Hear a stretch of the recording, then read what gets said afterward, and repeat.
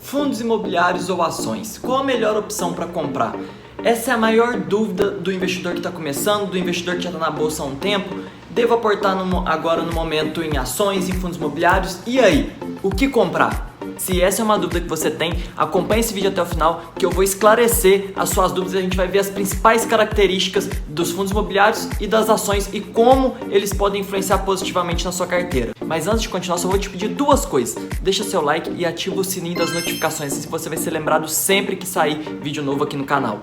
Vamos lá, escaladores. Para clarear todas essas dúvidas, eu separei 6 passos, 6 tópicos para a gente fazer um comparativo entre as características dos fundos imobiliários e as características das ações.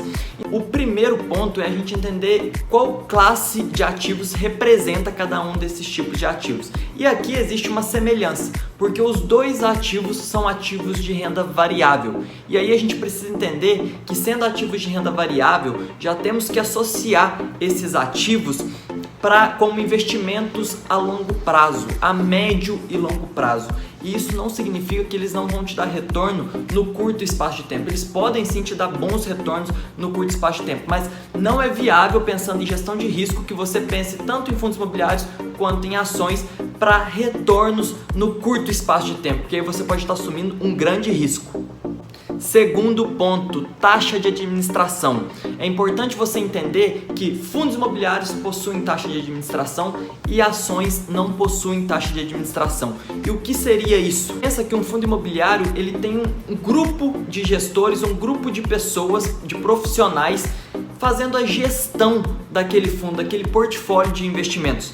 E aí, uma pequena taxa desse fundo que você praticamente nem sente ela dentro da variação do investimento que você fez naquele fundo, vai ser destinada para o pagamento da manutenção, dos serviços dos profissionais desse fundo. Por isso, esse é um ponto importante a avaliar na hora que você for escolher um fundo imobiliário. E já no lado das ações, você não precisa se preocupar com isso. Terceiro ponto, nível de volatilidade. E nesse aspecto, as ações são mais voláteis do que os fundos imobiliários, principalmente pela construção, A ação representa uma pequena parcela de uma empresa.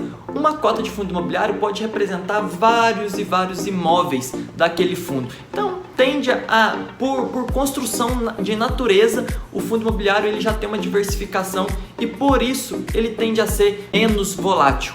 Não é à toa que muitas pessoas iniciam no mundo dos investimentos em renda variável por fundos imobiliários, justamente para começar de maneira branda a se acostumar com as oscilações do mercado, mas não com oscilações tão agressivas como pode acontecer nos investimentos em ações. Quarto ponto, entrando numa parte que interessa muito, dividendos. É importante entender que fundos imobiliários tendem a pagar, quase em regra geral, dividendos todo mês. Existe uma regra em que fundos imobiliários precisam distribuir dos aluguéis que recebem pelo menos 95% dos rendimentos a cada 6 meses. E do outro lado, tem muitas ações boas pagadoras de dividendos, algumas empresas pagam até mais dividendos que alguns fundos imobiliários, porém depende muito da estratégia que a empresa utiliza. E ela também muitas das vezes não tem uma data fixa, uma data padrão para pagar dividendos. Algumas empresas pagam dividendos mensais, outras bimestrais, trimestrais, uma vez por ano. Isso vai muito da empresa. Então, o que eu aconselho para você é que, para buscar essa informação, entre no RI da empresa e pesquise o histórico de como que ela paga dividendos, inclusive se paga. Quinto e penúltimo ponto, isenção de imposto de renda para dividendos. Tanto fundo imobiliário quanto ações, você tem isenção do imposto de renda sobre os dividendos recebidos. E por fim, imposto de renda sobre o lucro da venda das cotas dos fundos imobiliários e da venda das ações. É importante entender que essa regra é diferente. Fundo imobiliário, se você vendeu as cotas dos fundos imobiliários com lucro, você tem que pagar 20% de imposto sobre o lucro. Então, se você fez uma venda e teve R$1.000 de lucro com a venda das cotas dos fundos imobiliários, você tem que pagar 20%, ou seja, R$200 de imposto de renda. Já do outro lado, com as ações, é uma outra regra. Se você vender menos de R$20.000, se você vender menos de R$20.000 de ações no mês, você está isento de imposto de renda independente do tamanho do seu lucro. Se você vendeu mais de R$20.000, você tem que pagar 15% do lucro, obviamente se obteve lucro. Aqui a gente trabalha para sempre ter lucro, né?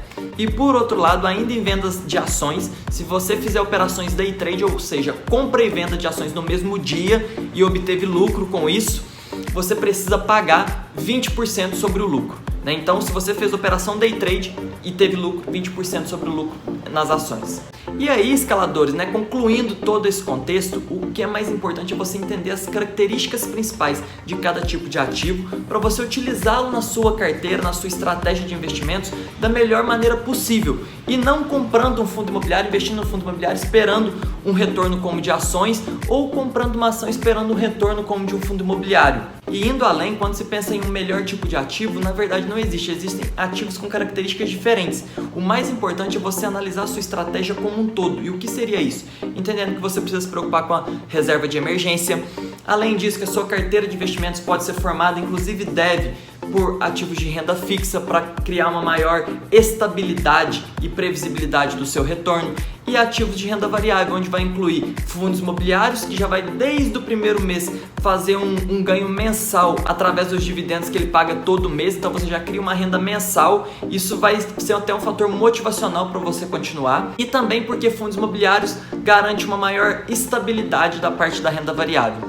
E por outro lado, as ações também têm um papel fundamental, porque além de ter algumas empresas que podem sim ser boas pagadoras de dividendos, é ali que você potencializa os seus ganhos através de algumas ações que pode multiplicar por muito o seu capital.